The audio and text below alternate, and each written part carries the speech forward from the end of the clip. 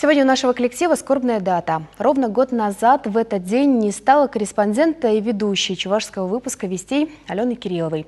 Вторые роды оказались тяжелыми, и она ушла из жизни, оставив сиротами 3 детей. Ее девочкам-близняшкам исполнился год. Наша съемочная группа отправилась в деревню, где растут малышки, чтобы поздравить их и поддержать родственников.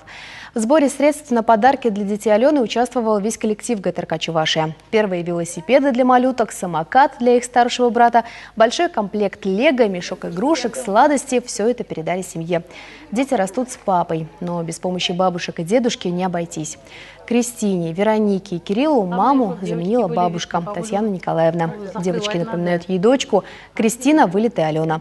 Бабушка признается, в первое время ей казалось, что это она сама родила малышек. Такой серьезной оказалась нагрузка.